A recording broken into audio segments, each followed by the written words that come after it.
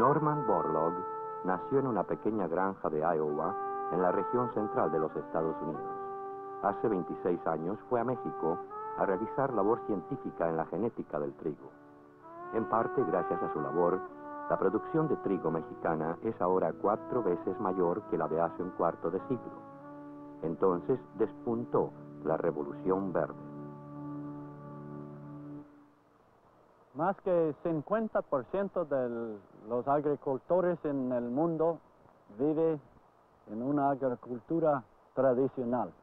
Produce muy poco y consume principalmente lo que ellos mismos producen. No tienen dinero para hacer compras para subir su estándar de vida.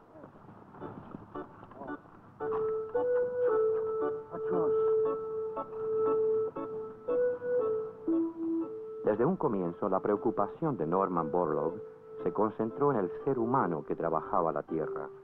Como humanitario, vio que los agricultores, grandes y pequeños, constituyen 3/4 partes de la población mundial.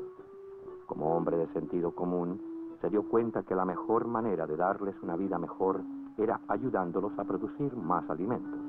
Y como hombre de ciencias, se empeñó en lograr esa meta. En los últimos 3 años, en muchos de los países donde siempre han tenido problemas con falta de producción de cereales, se han visto un brusco cambio, un aumento en rendimientos por hectárea, sobre todo en trigo y más recién en arroz y maíz. Este se conoce como la Revolución Verde.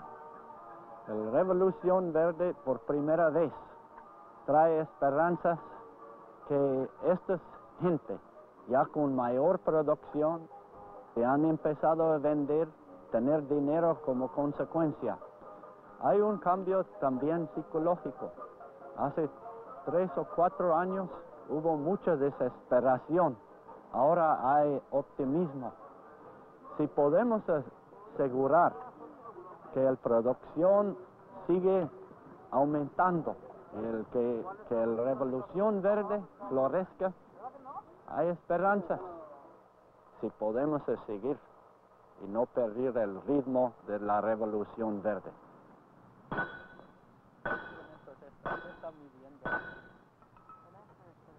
Vamos a crear una alta población de plantas en nuestro padrón y ahorita las tenemos en macetas, pero en una etapa determinada de desarrollo se van a reunir.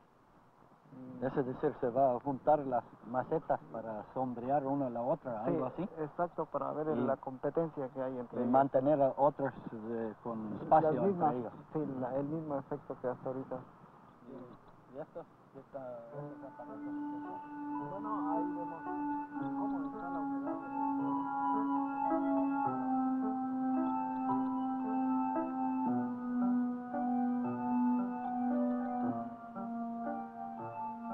Norman Borlaug opina que el laboratorio del hombre de ciencias agrícola está en la intemperie, y al recorrer su campo de experimentos va observando innumerables detalles que le hacen saber cómo marchan las plantas de trigo dadivosas de vida.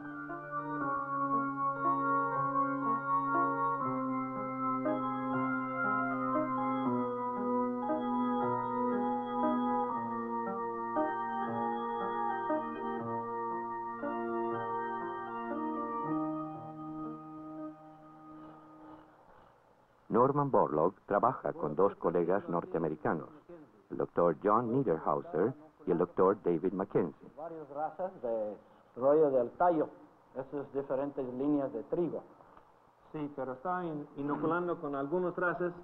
¿Qué pasaría si aparece una raza nueva, por ejemplo? Bueno, por esto usamos todos los cultivos diferentes que existen aquí en México y en otras partes del mundo.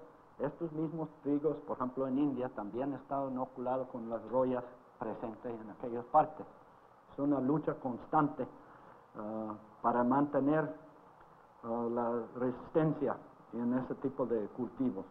Y más importante, con más población en el mundo. Por ejemplo, en el caso de maíz, ese desastre con la epidemia de Helmintosporium. maíz, y en Estados Unidos se redujo el año pasado 700 millones de bushels. No podemos aguantar una pérdida así en arroz o en trigo en países como China, India o Pakistán, o millones de gente va a morir. Tenemos que seguir luchando en forma agresiva, programas de mejoramiento y patología, proteger nuestros cultivos. Aquí tenemos una F2 de tripicales. Estamos haciendo cruzas. Ese material lo sembramos temprano. Esta granja experimental, Ciano, es una empresa cooperativa. La dirige INIA, el Instituto Nacional de Investigaciones Agrícolas de México. Los agricultores de la región de Ciudad Obregón contribuyeron con tierras. Y muchos de los hombres de ciencias, inclusive Norman Borlaug, forman el personal del Centro Internacional para el Mejoramiento de Maíz y Trigo. Esta entidad, respaldada por las fundaciones Rockefeller y Ford y por AID de los Estados Unidos, viene desarrollando actividad en México y en todo el mundo desde hace varios años. El mejoramiento de las variedades de trigo es un proceso laborioso que se ha acelerado enormemente con la comprensión de los modernos principios genéticos. En cada temporada se hacen más de 10.000 nuevos cruzamientos y en cada año se inducen 2 ciclos completos de crecimiento, desde la siembra hasta la cosecha. Así se reduce a la mitad el tiempo necesario para hacer todas las pruebas que requiere una nueva variedad de trigo antes de distribuirla ampliamente para su siembra. Y así, la labor continúa, constante e intensa. Mario, ¿qué le parece? El doctor Borlaug conversa con un colega mexicano, el doctor Mario Vela. 15, 20 años. Realmente son muy significativos, son bastante fuertes los cambios que ha habido en todos los cultivos. La aceptación de los descubrimientos de los científicos es muy difícil de entender ahora. ¿Recuerdas que los agricultores no los aceptaban hace 20, 25 años? Creían que éramos medio locos. Pero ahora la aceptación por investigación es muy adelantado. Sin embargo, a través de trabajo duro, de demostraciones, de una extensión bastante aceptable, captaron estos resultados y han dado los frutos que actualmente observamos aquí y en otros países. Exacto. Después. Fue aquí donde se formó las semillas y la tecnología que se trasplantó a India, Pakistán y los otros países y provocó la revolución verde, que es un rápido aumento en producción de trigo y más últimamente en arroz y maíz también. Pero fue una trasplantación de México así, cercano al Medio Oriente. Fue tan mexicano esa revolución como tortillas y frijoles refritos y chile. El doctor comenzó a trabajar muy intensamente desde el principio en el campo experimental viejo.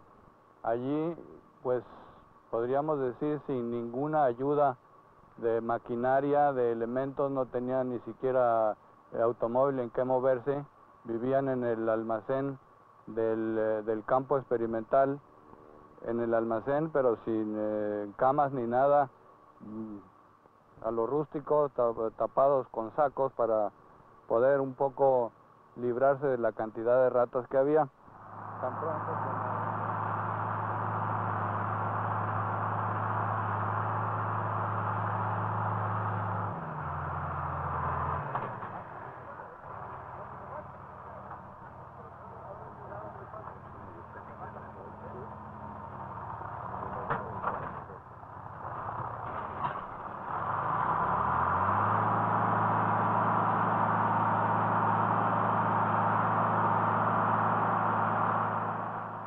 Hace 5 años en India, en Pakistán, se falló las lluvias y hubo una cosecha muy mal en todos los cereales.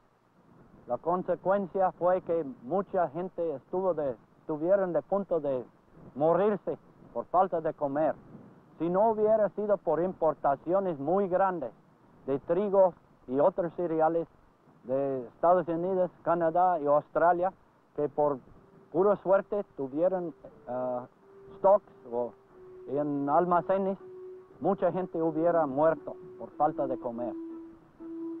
En los últimos 3 años, los rendimientos por unidad de superficie han subido rápidamente en trigo y más recién en arroz y maíz en estos 2 países y además en los países vecinos. Pero no hemos ganado la guerra contra el hambre. Lo que hemos ganado es una batalla.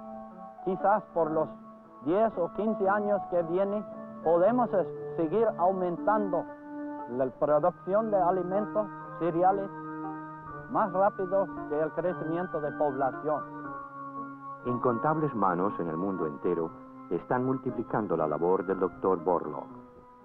En Pakistán, la India, Marruecos, Nigeria, las Filipinas, Malasia, Paraguay, Colombia, Brasil y muchos otros países se labora para aumentar la producción de trigo, arroz, maíz y otros cereales, y para resolver muchos otros problemas que afectan la capacidad del hombre para producir alimentos suficientes para la raza humana.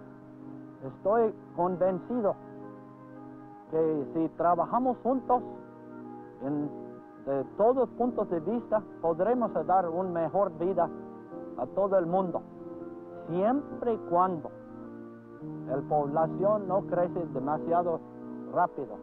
Si no tenemos la capacidad de controlar todos de estos factores, no hay esperanza a dar una vida decente a todos los que nazcan.